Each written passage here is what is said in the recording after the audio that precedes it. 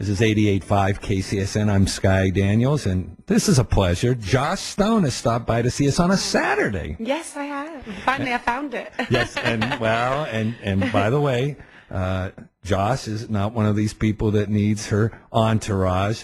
Just her and Kobe, and not Brian. And Kobe, yes. I brought my friend's dog with me. Kobe the dog, and he's a good dog.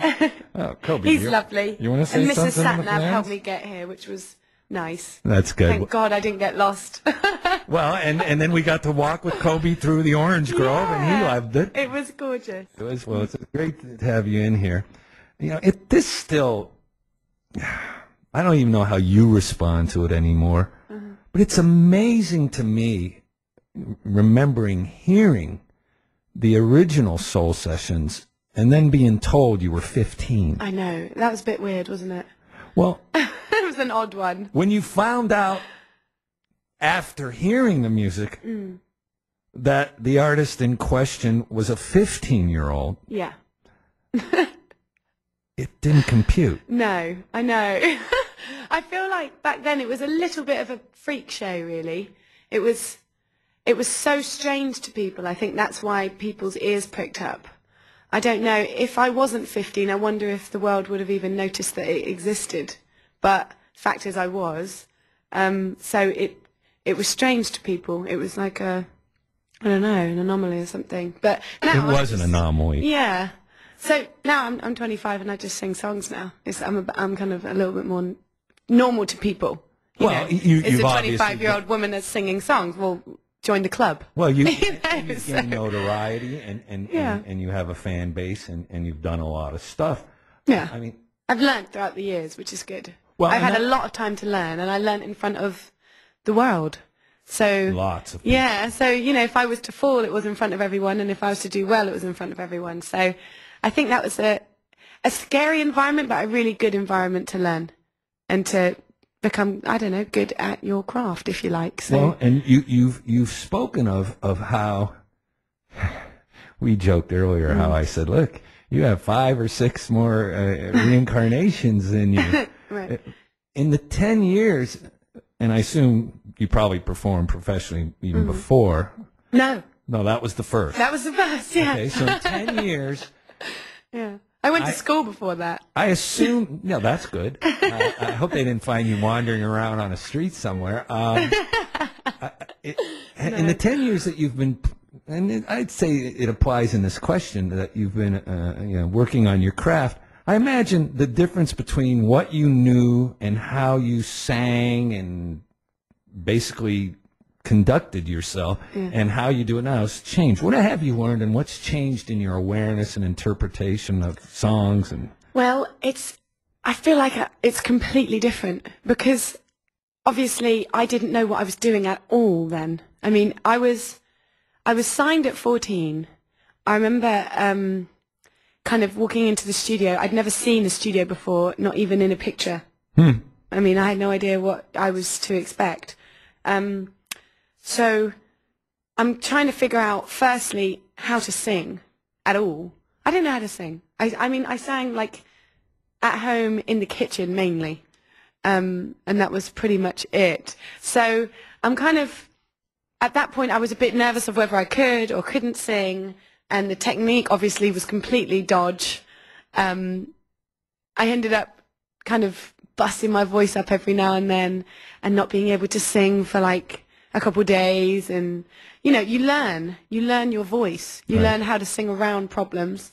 And you kind of make up little, I don't know, ways of having it work. I didn't really have a lot of training. Right. I did do when I had nodules. I still have nodules, actually. Right. But I like my nodules. I think I want to keep them. Yeah. They work for me. So, but anyway, they sent me to this vocal trainer, and he taught me how to warm up, which was really helpful. His name is Ron Anderson. And he was really good. But you have to learn your own voice. So there was that. And then there was the whole kind of leading a band. I didn't know how to do that. At 15, who's supposed to? I know, that's what I was saying. Right. The guy that was the drummer in my first band when I went on tour, Jonathan Joseph, he's now married to my mum. Oh, wow. So I've known him for a really long time. He's now become part of the family. But when I was really young and I just started, he was saying to me, Joss, you need to lead us. And I'm looking at him like wanting to cry. I'm going, are you serious? I don't want to lead you. Can't you just give me like a couple years? Like, give me a minute and I'll follow you for a couple years. And then when I feel like it, you know, when I feel like it's a really, you know, I'm comfortable, then I'll lead you. You'll assert yourself. But let me learn, man. Yeah. And he was like, nope, you're going to lead us. And he just, on the end of choking kind, I remember it was. Like, I had to put my hand up and conduct the band for the drops. And oh my goodness, I was so scared. I didn't know what to do. But I did it. Yeah, and I saw you early on, and I did not see that apprehension did not come across in shows I saw. Oh my goodness, I was so scared. But in the first you walked year around or two, the stage you know, a lot. Yeah, I walked and I walked. And I still do that when I'm nervous. I just walk from one side to the other side. And at first I would start, I remember my first gig was Tobacco Road in Miami, because that's where we recorded the first record. Right. And I remember I stood there in one space. I never walked because it wasn't a big enough stage. And I had my hair over my face, and I would shut my eyes for the whole song and sing it the best I could, and basically try and tell the story the best I could. I was a very emotional young girl, right, as I still am. Right. And then I'd open my eyes at the end, and I'd realize, oh my God, what am I doing? What am I doing? There's all these people in here. And then I'd laugh, and then I'd go on to the next song, and that would be that for the whole gig. I'd close my eyes, I'd sing. I'd open my eyes, I'd laugh. I'd close my eyes, I'd sing. I'd open my eyes, I'd laugh. That was it for like a good year or two. But the singing, you know, obviously, I guess you'd concede that you're blessed with a special voice. Mm-hmm. And it was a powerful instrument that allowed you to obviously take on something that really no 15-year-old should be emotionally prepared for. But because you were gifted with that voice, you were able to, quote, fake it till you made it. Right, basically. Till you really knew what you were doing. Yeah. The thing is, I didn't feel like, I guess everyone else heard it before I heard it. I know, like, I can sing, and I've got a kind of, I wouldn't say it's a completely different voice, but you can tell that it's me. But when I was listening back to the first record, I didn't really like my voice. And I quickly realized that it wasn't about whether I liked it or not, because I wasn't making it for me. I was making it for everybody else. Right. And they all loved it, and they were all moved by it. And I don't know why. I don't know whether it's the tone or whether it's because I can be kind of loud sometimes. But I know listening back, I had absolutely no control over my voice. I didn't really know how to put it in places. Right. And now I feel like I've got so much more control. Like I can do with it what I want. And at first, I couldn't really. Right. So I was limited. Yeah, I was just, let's just go for it. You know, just sing the song the best you can kind of thing. And keep it in tune. You know, if I was to fall out of tune, I would just be devastated. I still am devastated when I go out of tune. It would appear that you do seek to make music that's authentic. Yeah. With quotation marks about it. And you do respect great traditional values in soul and blues music. Yeah, I do. I love music. And I think music in itself, without sounding airy-fairy, as an entity, deserves respect. And so does your audience. And so, you know, the music and the audience, basically, I think they all deserve respect. And I think you are what you eat. So eat good food. Right. So, you know, listen to good music. There's so many great musicians out there, man, and I just think there's so much love that you can feel from it. It's important that it's real, you know, and I believe with all this, you know, you've got Pro Tools and you've got all these options with computers, and I think that's amazing, and it makes life really so much easier. And with certain styles of music, it really adds to it, like in hip-hop. Right. It really adds to it, which is great. So use it, but use it respectfully. Right. Don't replace music with that. Right. That seems like a really silly idea, because you're basically sucking out all the soul. It is impossible for a computer to feel this song. Yes. So, you know, utilize the tools that you've got in front of you, because we're incredibly lucky to have them. But don't replace all this soul. Yeah, find the feeling. Yeah. You know, like the that to me won't find the feeling. is very important. Yeah. There's it's no not feeling settings on a. I don't Not care how really, the software is. No. There's not like you know, we need to accentuate the feeling. No, it doesn't work like that. Right. You know, that only comes from a human or a real living, breathing heartbeat. Right. So that's really important to me. So yes, in making authentic music, that is important. But I think in sticking with one style and being authentic within one style, I think that's... Well, you've expanded your important. repertoire. You've even on Soul Sessions too. The first, the lead track, an unlikely choice, and certainly, if we were to sit back and go, oh, what would be, expected soul songs? The High Road from Broken Bells. Oh, the High Road, yeah. I wouldn't immediately go, oh yeah, the High Road, that's a soul song. Yeah, but no. You made it a soul song. Anything can be made a soul song. All you have to do is mean it. And the thing is, the way the Broken Bells did it, to me, was soulful. It might not be. I think the word soul has now turned into a genre. Right. The way I kind of speak the word soul is, it just needs to be meant and felt. Soulful. Soulful, right. Exactly. There is R&B, there is blues, there's hip-hop, there's jazz, there's all these different genres. But if you just have to mean it. So some of it sound a little bit rocky, some of it sound a little bit hip-hop, some of it will be whatever, but you just got to mean it. And when you've got a song like the Broken Bells High Road, it's easy to put your heart and soul into that, because the lyrics are there. There's so much angst in there, man, and there's so much like heart that's gone into those lyrics. And also the way that he's written the melody just gives you a lot of room to feel it. So and that's feel easy. It you have. Yeah. You really made like it. It's a reinterpretation that I think it was an inspired first choice for at least the American audience, because I've had callers who call up and go, who's doing that? Now, that should be good news to you, because you do have such an identifiable voice, but I guess when they ask the question and then I tell them and they go, oh yeah, it is her. Oh, that's cool.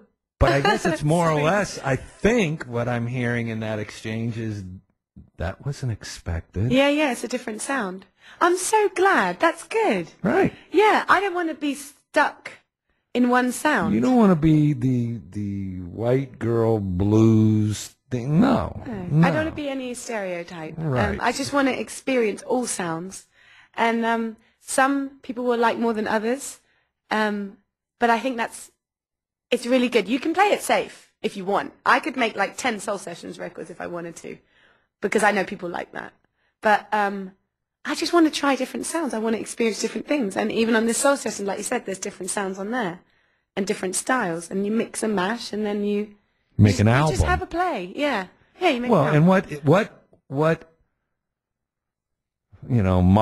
monochromatic album has anybody really ever loved? The great albums have different textures and colors and flavors. The great artists have always incorporated different sounds and approaches into a complete album, which made those albums timeless. Right. It wasn't, we do one thing really well and we'll do 10 in a row of it. That's it's something different. A Now 22 album. Right. Oh, Now. Well, you know what? Look, if you're on one of the Now series, I mean, a lot of people like the song. So they're great. I used to get them when I was a kid. Nothing wrong with that. And good value for your money. Right. If in fact, that's what you're searching for. Now, No, I have to ask a big question. Okay. Because gosh, it surprises me. First of all, you were talking about different styles and different music, and expanding your own, what you're going to incorporate into your own musical identity. That certainly was at the forefront of SuperHeavy, because that was an idea of, I guess spearheaded by Dave Stewart. Yeah, that was Dave. And you've worked with Dave a couple of times, so Dave's a mad scientist. Yes, he is. And then that was really, but much to what you say is your current approach to recording, that was get very talented. I guess, you can call Mick Jagger very talented. He is. That might be an understatement, but yeah. you understand my point. Very, very, very talented. When you can get those kind of artists from all around the world into a room, as it was, and say, let's play. No rules, let's find something. Exactly. And that's basically what you were doing on that record. Pretty much, yeah. It was similar setup. We all were in the room in a circle. And we were all ready to go. And it was just like, okay, so who's going to make the first noise? I found it was quite funny because I came similar to today on my lonesome. And I had really nothing with me apart from like my handbag and some rollies. And they all had all these instruments, like Mick had all these guitars and then these, harmonicas and stuff. And Dave the same. He had loads of like mad guitars. And then AR had all these Indian instruments. Damien bought his rhythm section in like this little mad beat-making box situation. And I just bought my pencil. I was like, okay. You travel light. Hi, guys. I don't really know what I'm going to add to this, but I'll try. So, yeah, I just kind of wrote like crazy and just made as many noises as I could. And I tried to be a chameleon in that sense because there were so many different sounds and styles going on that I have never, ever sang on before. I mean, there's songs on that record that I would never have made before. Oh, no. No way. I just don't see how it could ever happen to me. So it was great because it pushed my voice into different parts. Right. And I was making up different melodies that I would never have done before. So I really enjoy those kind of experiences. And that's what inspires me to make other pieces of music with different styles in it. Like, I'd love to make a reggae record now because Damien inspired that for me. So it's just interesting. We love you as an artist, and you have a home here in Los Angeles. Know that. Thank you. And anytime you want to bring Kobe out for a stroll through the orange groves. Yeah, definitely. Next time I come, I'll bring my band and we'll do a song for you. Yes, that's a must. Good, we have that on tape, right? Okay, good. You can send it to me, like MP3 that little bit to me every couple of days. Well, at some point, we'll find a way for you to really, let it go and feel it here at our studios. That'd be great. It's great having you. Josh Stone on 88.5 KCSN. Thank you. Thank you.